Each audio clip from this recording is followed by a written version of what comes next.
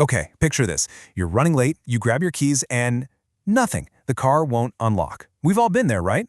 Well, today we are getting straight to the point with a super practical, no fluff guide on fixing a dead car key fob in under 5 minutes. We're pulling insights from a fantastic local guide by SwiftKey San Diego, so we'll even be tackling a few of those hyper-local, frustrating challenges we face living so close to the ocean.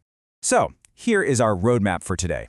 We'll start with the $5 fix, make sure you've got the right battery, walk through the actual DIY battery swap steps, and cover a really critical warning about keeping kids safe. Then, we'll troubleshoot that coastal corrosion issue we see here in San Diego and wrap up with exactly when to call pros. All right, Section 1, the $5 fix, saving time and money. Before we even think about cracking open any plastic cases, you really need to see why doing this yourself is so important. Just look at this contrast. It's absolutely wild. Doing a quick DIY battery swap, you're basically just paying for the little coin battery at a local hardware store, which is, maybe $3 to $10 tops. But if you take that dead fob straight to the dealership, they almost always bundle a simple battery swap into a full diagnostic visit. So suddenly, that tiny $3 battery is wrapped up in a bill for anywhere from $150 to $450. Seriously, taking just 5 minutes to try this yourself is an incredibly high-return investment of your time. Okay, Section 2, the right battery, knowing what to buy. You obviously can't fix it if you don't have the right parts, right? If you're cruising down the 5 or the 805, you're seeing these makes everywhere. And there's a definite trend here. The CR2032 is totally the reigning champion. Honda, Audi, BMW, Subaru, they all love it. Nissan and Mazda tend to go with the slightly thinner CR2025, and Toyota can be a bit of a wild card, sometimes using a 2032 or even a much smaller CR1620. This is a great cheat sheet, but honestly, do not treat it as gospel. Sizes can vary wildly just based on your specific trim or model year. Which brings us to literally the most pragmatic tip you're going to hear today. Always check the flat side of your old battery for the stamped size. It'll be in really tiny lettering. Just do this before you drive off to the pharmacy. It takes 2 seconds and totally saves you the headache of coming home with a 2032 when your specific fob actually needed a 2025. All right, moving to Section 3, DIY battery swap steps, the 5-minute fix.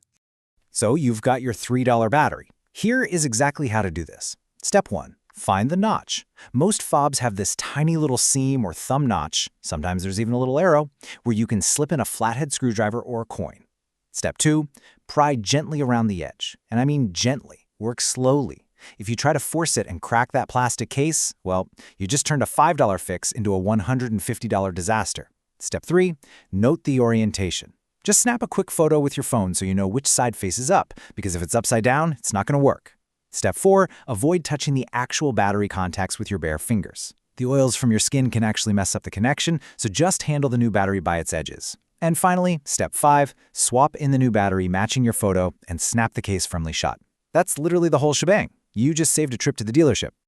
Now, before we get into the troubleshooting stuff, we really need to pause for Section 4. Warning, keep kids safe. We have to shift gears for a second because there is a massive medical vulnerability having these tiny batteries loose around the house.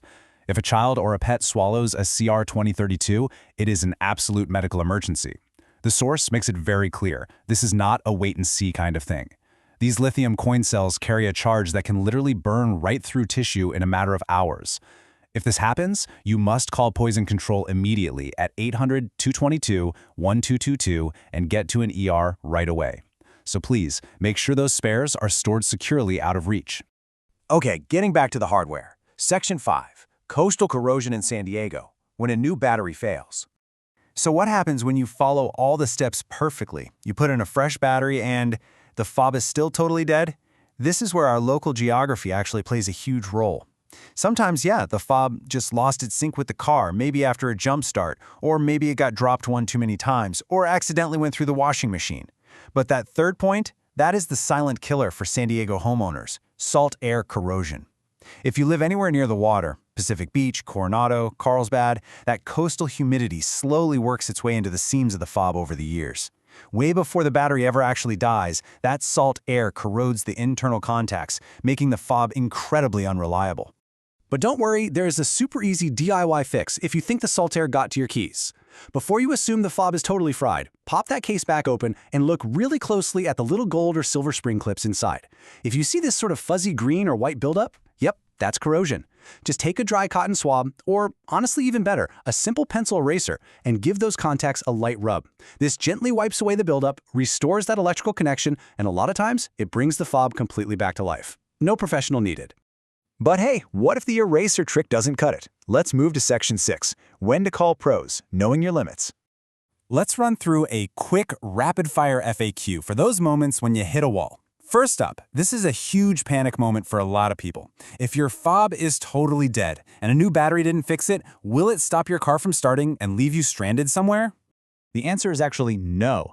Most modern cars have a built-in backup plan. The transponder chip inside the fob still functions even without battery power. You just have to physically hold the dead fob right up against the push-to-start button or slide it into a hidden slot near the steering column.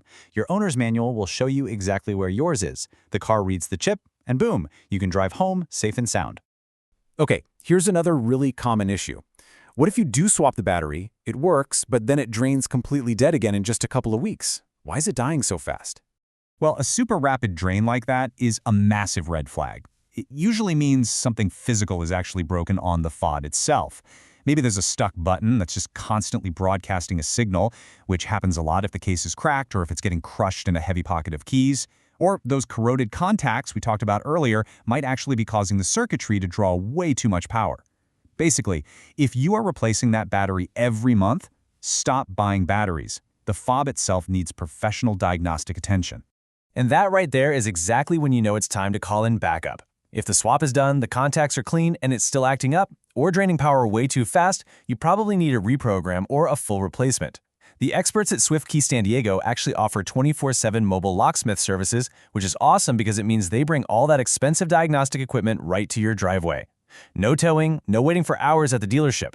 You can grab them at 858-400-4082.